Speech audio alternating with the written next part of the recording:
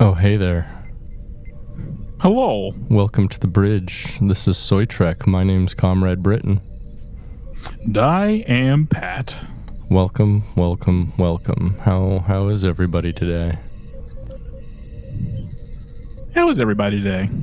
You can tell us. We can hear you. Yeah, we can hear you at home. We can feel you. We can feel it in the air of the night. Oh Lord. Mm-hmm. I've been waiting for this moment for all of my life.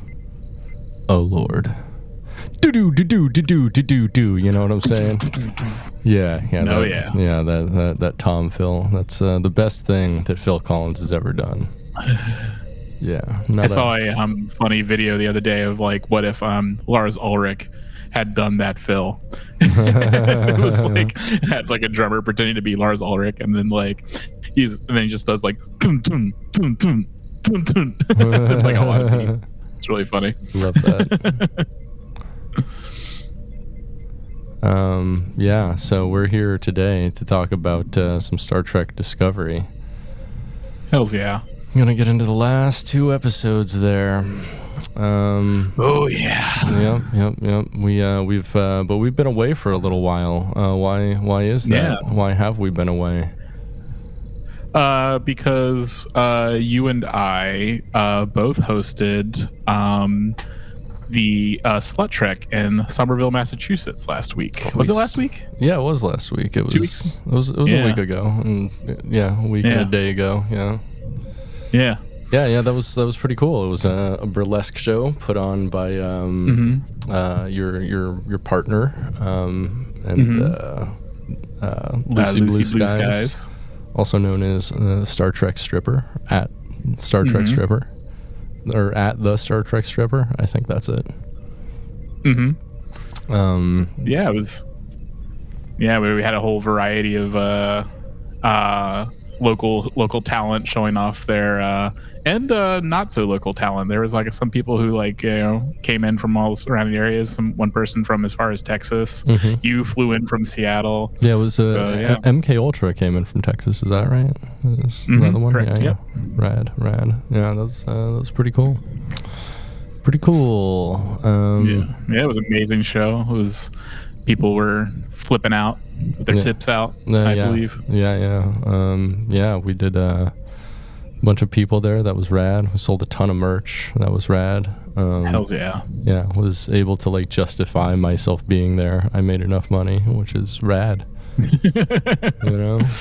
Yeah, it was actually in Lucy did another show a couple days later, and everyone showed up wearing Slut Trek shirts. Oh hell yeah. That rocks. Yeah, that fucking rocks. They had attended Slut Trek, and then they showed up wearing the Slut Trek shirts that you made. Yeah, I sold a ton of them. Sold 40, 50 of them, something like that. Holy shit! Yeah, it was pretty good. It was a fantastic show. I had a lot of fun doing it. It's first time. I know the first time I've ever been doing any sort of show hosting or any kind. So I was just trying not to crap my pants or crap my scant Yeah. I mean, especially since you're not wearing any underwear, just like plop out like a bear in the woods, So probably good you didn't do that. Yeah. Yeah, I didn't do that. I was if I crap my fans, I was wearing a thong, so it just like split in half. Like, drop to the floor in like two distinct, like exactly, the same pieces. Yeah, I was nervous, but I think we pulled it off. It was very awesome show, very like successful show. Really, had a lot of fun. And the crazy thing is, like the day before, I was walking in a park and I coughed and I threw my back out, and I was having like terrible back spasms. So like the day of the show, I wake up and I'm still on a bunch of like muscle relaxers, and you call me and I'm like, dude, I don't know if I can do the show. Like I can barely stand up out of bed. Like I'm in such pain. And I went to like dinner the night before, and I was like just like sitting there at the table like with a blank expression, just like sweating the entire time. I was in so much pain. And so I'm like, I don't know how I can fucking do this show, but like you rallied, you pulled it off. I rallied. I was like, fucking just give me as much muscle relaxers as like you think I can safely take. And thankfully my sister-in-law is a doctor, and she's like, all right. And so I was that's like she was there, so she was actually like monitoring you to make sure that 100% you would not slip into a coma. Yeah, right. And so like I'm like I like practiced the lines that week, but like I was on so many muscle relaxers, I'm like I can't remember shit. I just feel like really stoned and loopy. So I'm like but I have the like the pad, the iPad, and I'm like, well, I can just like carry that around. It'll be like I just have a pad, like in Star Trek, right? And so it all worked out, and I was able to keep it together. I watched the videos of it, and I'm like, oh wow, we did a lot better than I thought we did. That was really good. Yeah, nice. Yeah. We got a bunch of laughs. Yeah, and we had some bits and some jokes. Some bits, some jokes. The twaining went over really well. The twaining was, it did. Yeah, the star of the show. Especially Lucy's twaining part was very funny. Yeah, that one. Everyone lost their minds doing it. Mm-hmm. Yeah, very very fun. But yeah, there was some fantastic performers. Like there was Riot Romero, who did the really excellent the Riker. Is that right? Riker, Dick in a box. Riker fucking the Borg cube. Yeah. And their sibling was there, Paige Turner. They were really awesome. They weren't in the show. They're siblings? I didn't know that. Yeah. Yeah. And who else? Like there was, of course, MK Ultra. Onyx Reigns did an amazing Uhura performance. Yeah. There was With Aubrey Just JP. Pleaser. Yeah. For sure. Tongue in cheeks. Yeah, it was great. Yeah. Yeah, everyone brought their A game. Like every single performance was amazing. Yeah. I was really surprised with that tongue in cheeks, because it was their very first performance like ever, and they fucking killed it. They killed it. Yeah, they've obviously been like doing pole for a while, because they were like doing really good pole. And I asked them after the show, I'm like, "Are you like a professional dancer?" And they're like, No, I just kind of do pole classes and stuff. I'm like, wow, well, congrats. Could have fooled me. Yeah. They were Janeway. There was, and also there was Creeping Ivy. There's a Janeway, the 7 of 9. And 7 of 9. Yeah, that was great. It was excellent. Hell yeah. I thoroughly enjoyed the show. Like we end up. I don't know if you were able to watch the whole thing. Like me and Lucy sat and watched the whole thing on the drive, and there was some things that weren't like complete clips of us, unfortunately. But I watched unfortunately, the whole thing. I tried to piece the whole show together and like make a full video of it, but I'm like, there's like just some parts that like don't really work because they don't have a full part. It is what it is. Yeah. It was some cool shots. I thought, everyone had great fun. We met a lot of cool people. And it was great. And got to interact with a lot of interesting fans. A couple fans of the show were there. Hell, oh yeah, definitely. They posted pictures on Discord. Yeah, a bunch of fans of the merch were there. A bunch of people wearing original Soy Trek merch, and so like I saw them. I'm like, hey, I see you're wearing original Soy Trek merch, and gave them some free koozies and stuff. Hells yeah. I think the funniest thing is the second show I had a bunch of koozies. I sold a ton of koozies, like crazy Hells amount, yeah. probably like 80 koozies. But the koozies looked really good. Well, thank you. My koozies are top notch koozies. So I put a whole bunch of like free koozies on like the VIP tables for the second show, and like the people took all of them except for one, which was a Soy Trek koozie.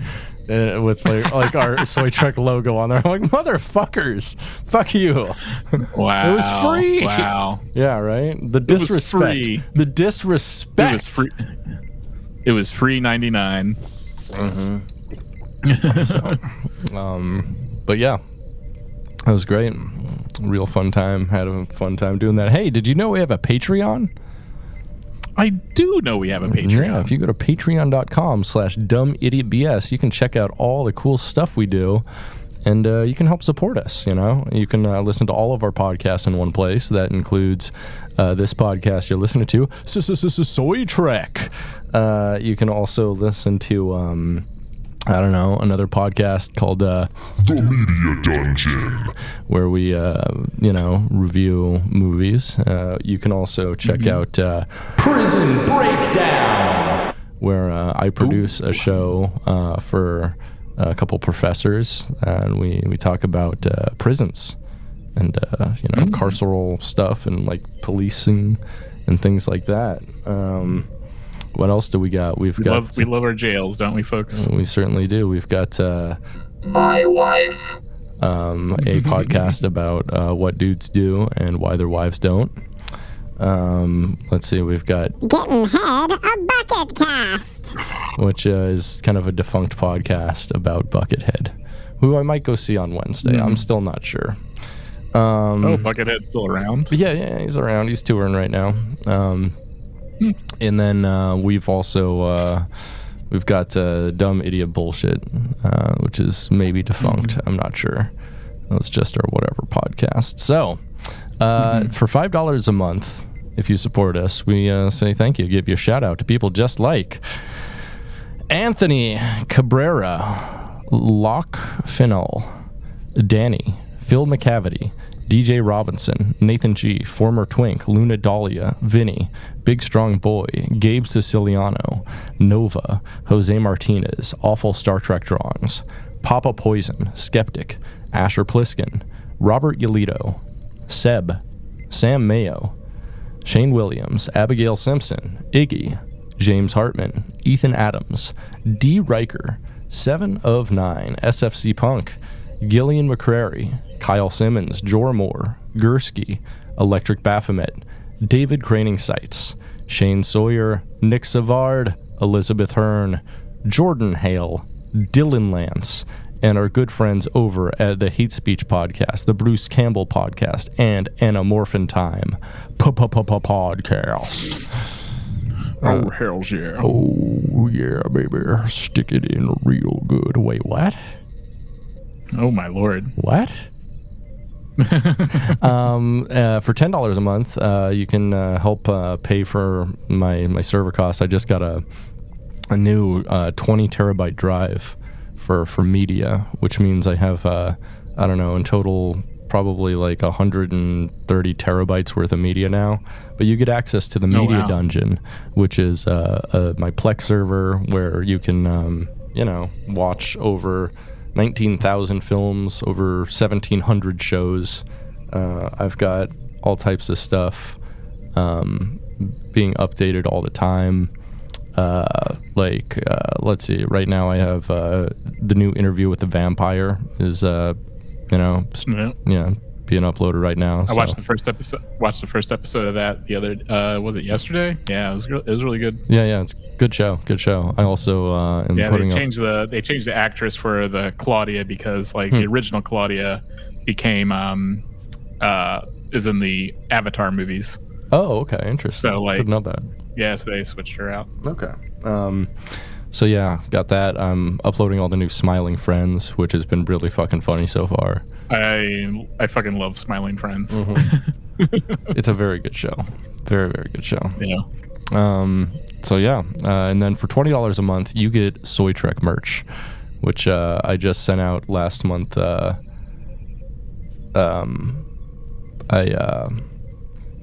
Sorry, someone's calling me. Who's calling me right now? They just called twice. Who dares? Yeah, right. I'm busy.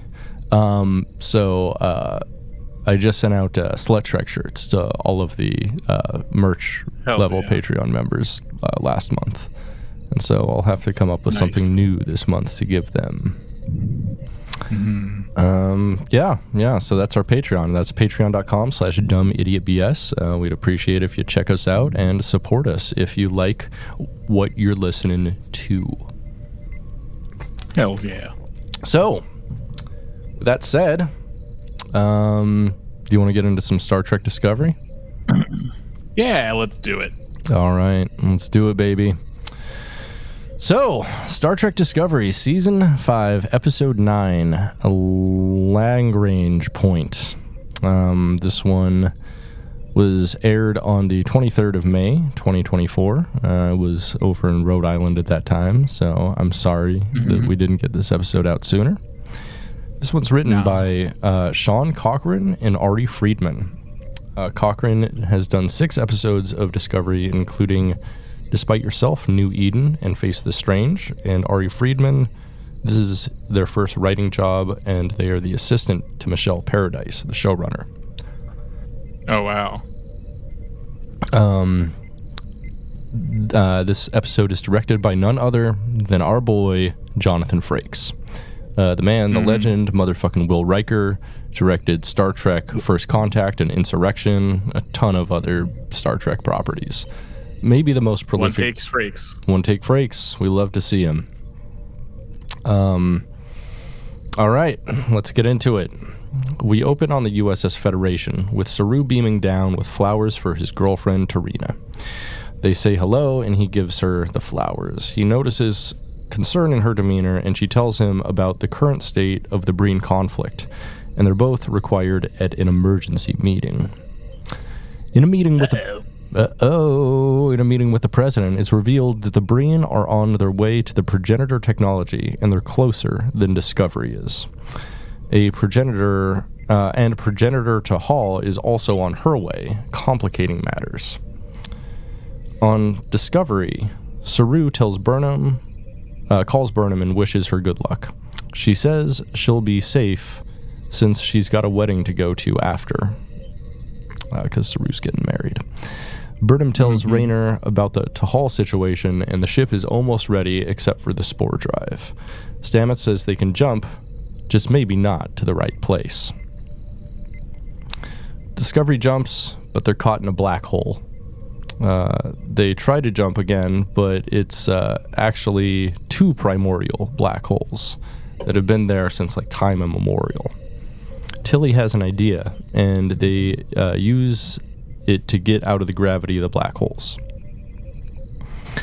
After getting out of the gravity, they set a scan, and they're there before the Breen have gotten there. It seems the progenitor technology has been stuck between the 2 black holes for hundreds of years. They zoom in on the technology and find the progenitor tech. So it's in their sight, but they're just talking about it. Suddenly, the Breen drop from warp and instantly steal the progenitor technology. This is just another example of the Discovery crew wasting time talking while everything happens around them. Pathetic. I didn't understand why they just didn't beam it into their I know, they could have just done that like instantly and like warped away with their fucking spore drive. The end. They fucking win. That's it. But although they don't have the key to get into it. Yeah, the previous episode they had given the key away. So we get cut to opening credits. It's like 11 minutes 45 seconds in. Big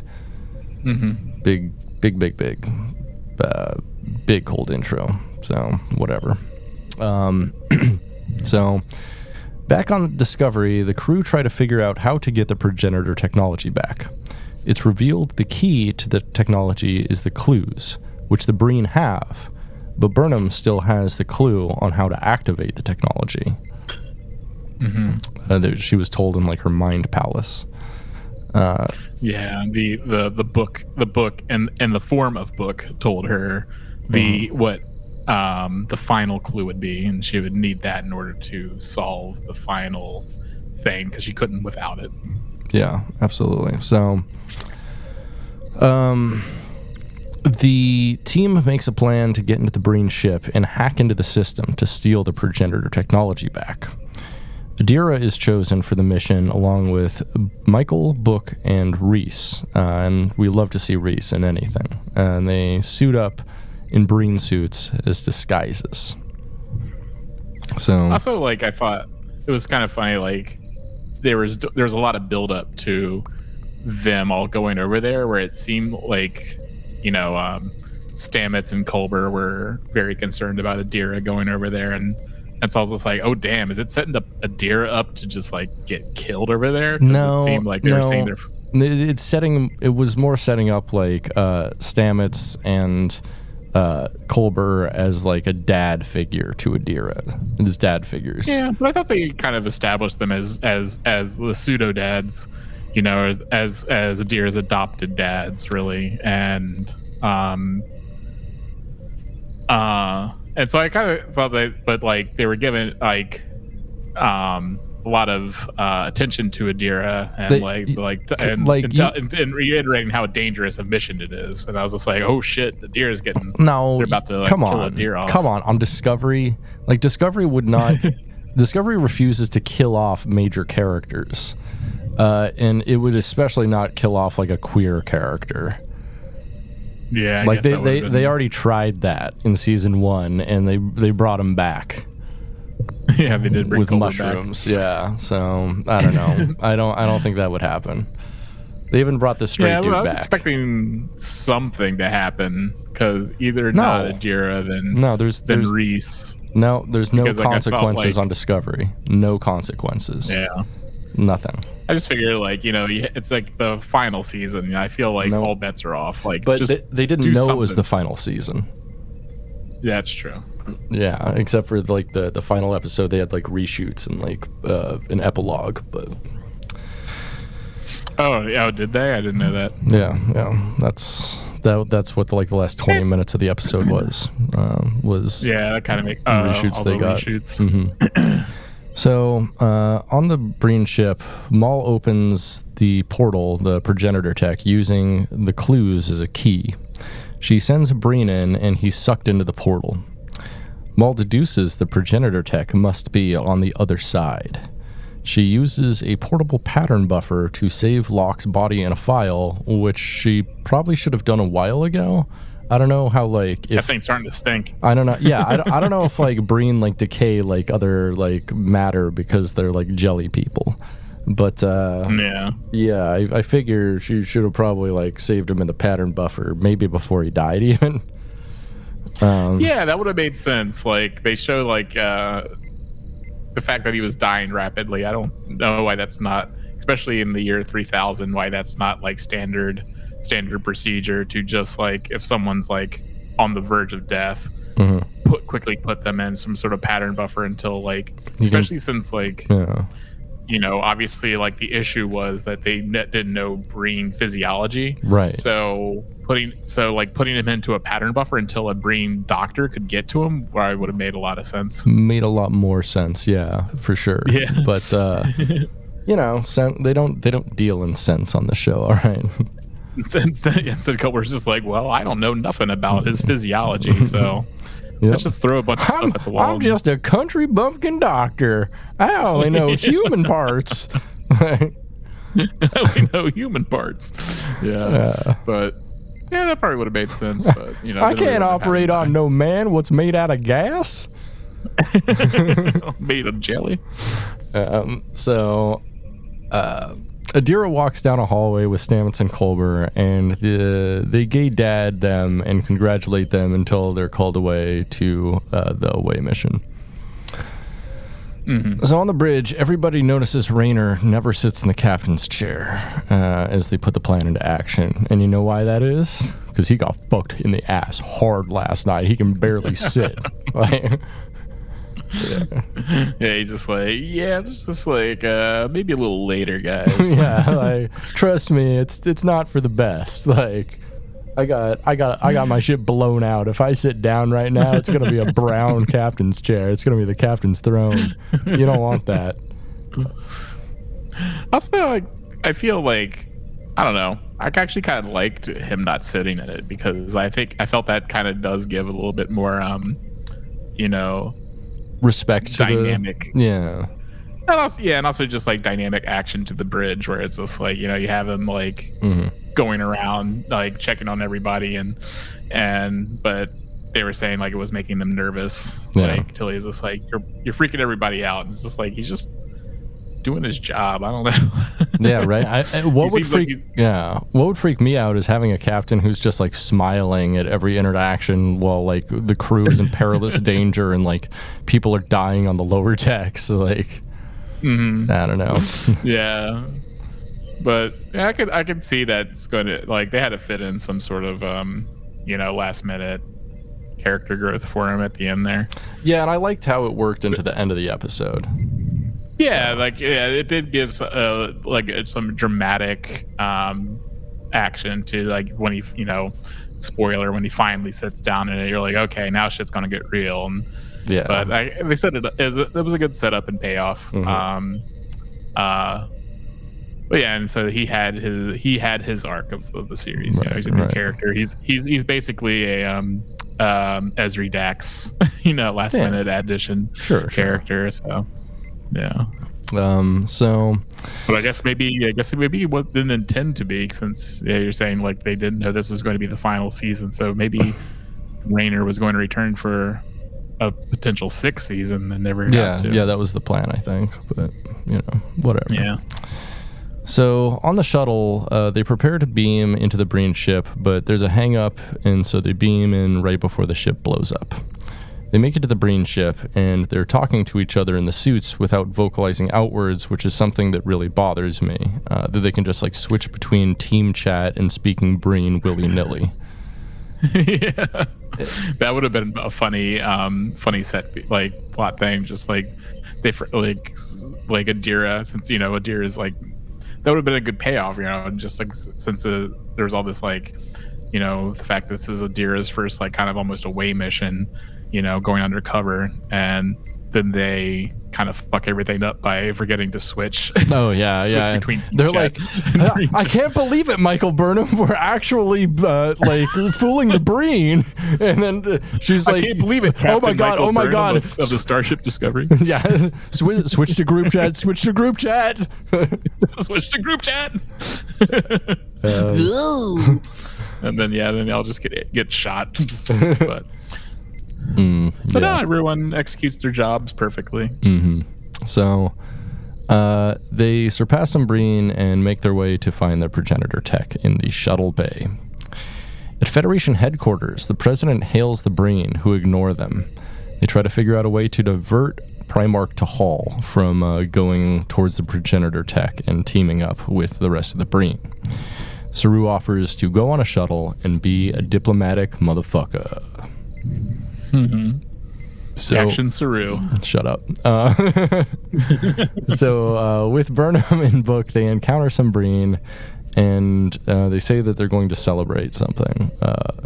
Book says, "Thank you, Xenoanthropology," and Burnham makes the strangest delivery ever of the line, "The gift that keeps on giving."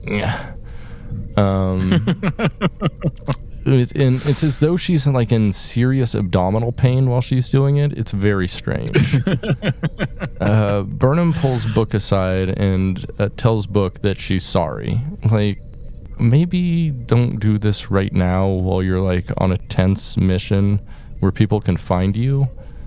And it would be suspicious to see two Breen having a heart-to-heart, there. Yeah, they're holding hands, and right. That again, another situation that would have been funny if they forgot to switch to group chat. They're just I've always loved you. The Breen are like, they're humans. We don't have love. We don't believe in love. Kill them. So, there's a Breen shift change and they leave. Elsewhere on the Breen ship, Maul prepares to send more Breen into the technology to try to figure it out. The away team secure a computer console and start hacking. The plan is put into action. Boom. Over on Discovery, Raynor is doing stuff and Tilly tells him that his pacing is making everyone nervous and he should sit in the captain's chair. He tells her that he made her his number one because he's okay with her and won't kill her in a foxhole as long as she doesn't give him that warm, fuzzy encouragement that he doesn't need, which is maybe the only good line in this episode. It's like oddly self-aware for Discovery, like realizing that like the show is just built on warm, fuzzy encouragement. Yeah, I kind of do wonder if they did include Raynor as sort of like have commentary on the things people criticize the most about it in a way, kind of like how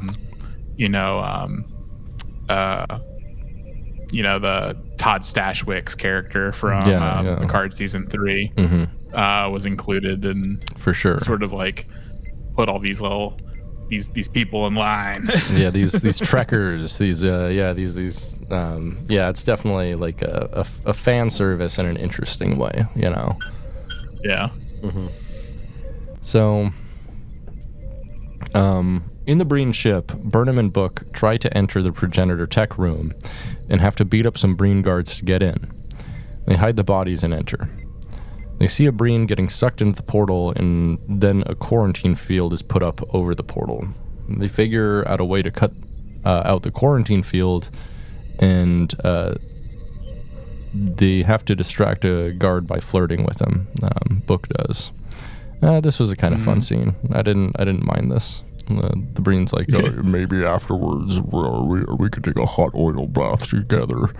And I'm like, yeah, do it, Book, do it. Seems like the Breen are very sexually progressive. They're just like, hells yeah. Yeah, I'm down to clown. You're going to be my special occasion, my Christmas mate, and there's like the Breen Christmas is going on. So in Breen Christmas, they all take have like an oil bath orgy. Sure. With anyone. So it's interesting. I would like to know more about the Breen culture. Yeah, I'd like to see them all turn into jelly together. Yeah. Oh yeah, that's maybe that what happens. Yeah, they all just like, it's sort of like the Great Link where they all just like meld together in a way. Sure, definitely. It's just a big puddle of green, and then it comes. Get out of my swamp. So with Maul, they find that there are guards missing, so she puts the ship on lockdown and begins checking all the guards. With Saru, Tarina sends him some files, and they have a chat about duty and logic and emotion and balancing service with their love for one another, and he promises to come back safely. Over on the Breen ship, they're checking guards. And again, like another thing that was like given lots of tension. I mean, that you think like, okay, final season, some shit's about to go down. Right, Saru gonna die. But no, Saru can't die. Saru can't die.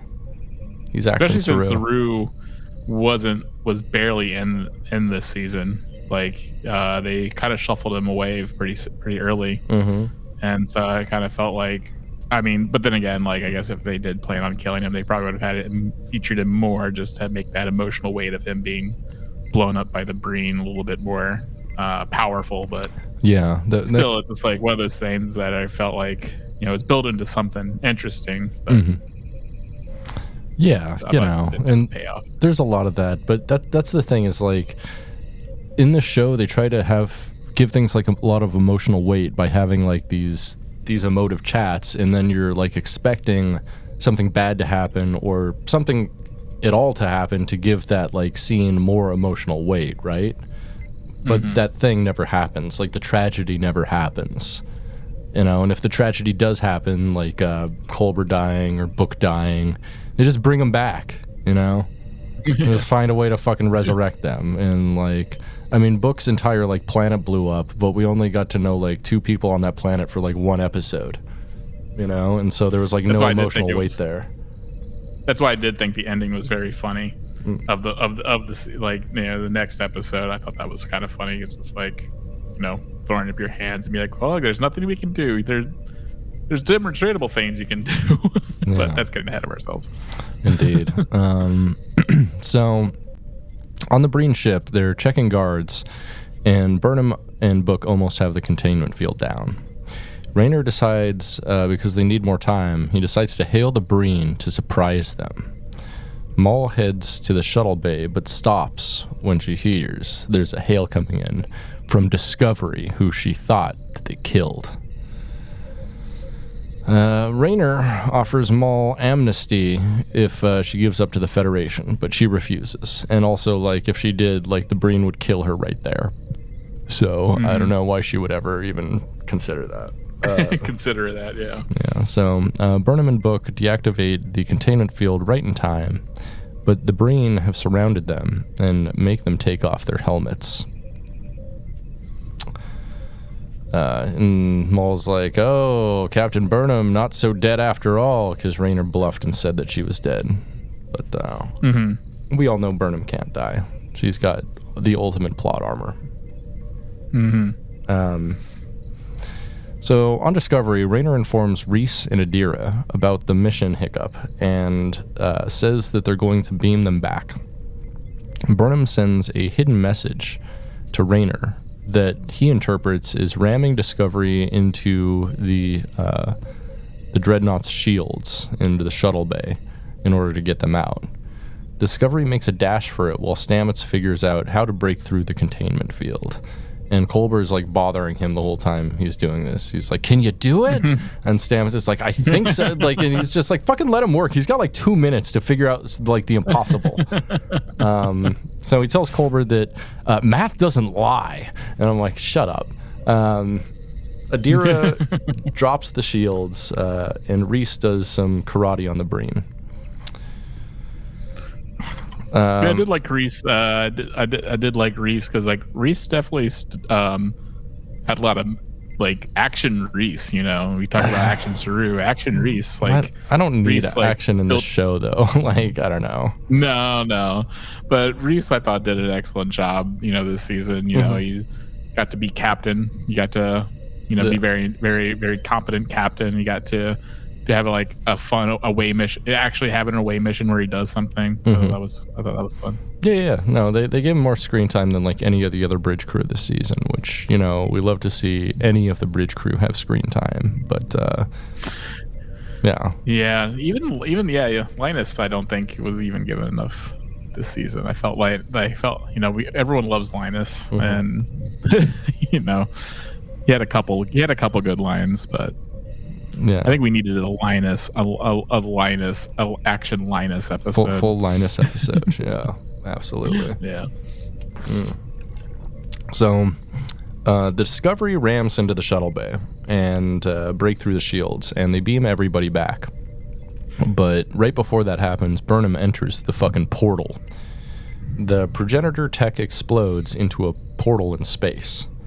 And at this point, I would have been like, oh, everyone's dead. But they're like, oh, no, they're still in there, definitely. Raynor says he's going to get the portal and burn him, and failure is not an option. He finally sits in the captain's chair and says, let's do this. End of episode. Yeah, I liked his line. Yeah. I thought his because every captain has like their own little line, and I liked his. I thought that was nice. Yeah, let's do this is pretty good. What's Burnham's is let's fly or something? Let's fly. Yeah. No. Yeah, let's do this is pretty cool. Yeah. Let's do this. Yeah. What do you think of this episode?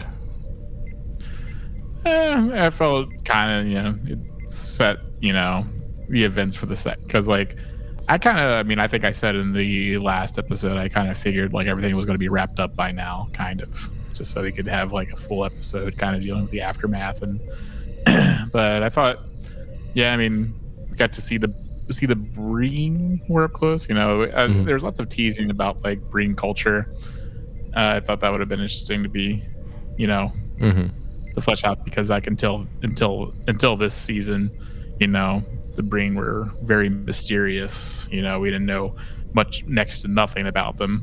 And they still are like very mysterious even after this season. Like we know a little bit more about like the structure of their society, but we don't know like the why or anything like that. We don't know like any of their lore really. Yeah, they're the Mandalorians. But yeah, I thought that was interesting. Yeah, I mean, like them, assuming like people are still alive after going to that thing. I can kind of see them, given what they know about the people who designed all these clues, like this entire Indiana Jones type mystery. I can see them believing, Burnham's still alive in there. Yeah. But we had Maul go in there, and so.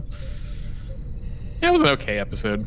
Yeah, it was fine. It was pretty mid to me. I kind of liked the Rainer stuff, but the other stuff was like, what are they doing here? Like, especially like the pulling aside for a conversation, the being able to like switch between like group chat and like talking to the Breen. Like willy-nilly. I was like, I don't know. It could just be like a little button they have on their palm, just be like click, just like discreetly clicked.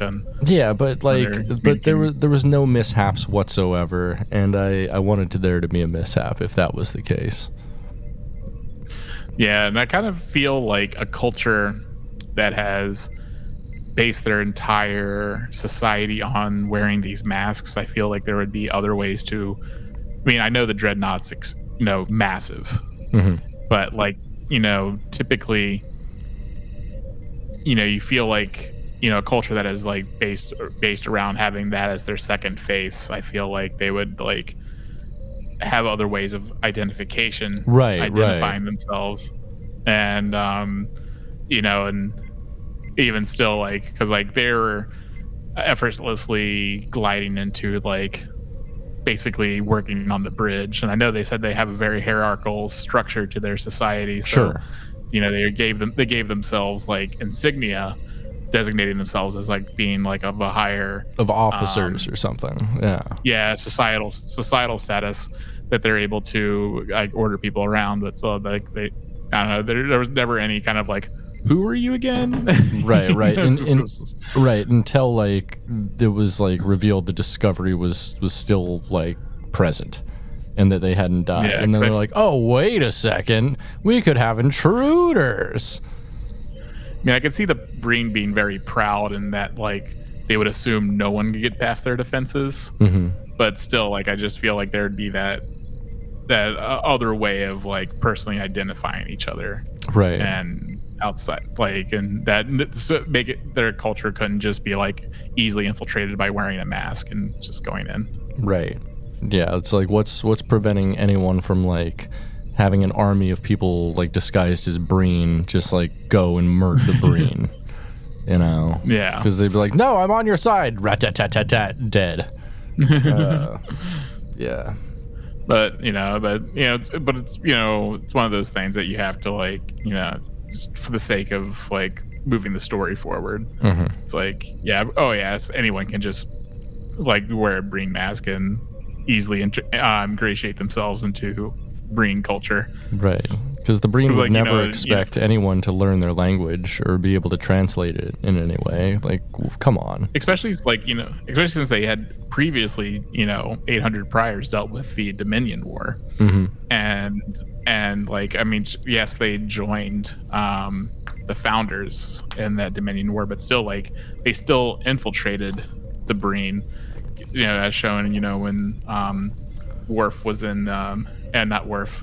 Was the Worf in there? No, it was like, Worf was, and so was Bashir and Garrick. They're taken to that place where they take people who have been secretly replaced by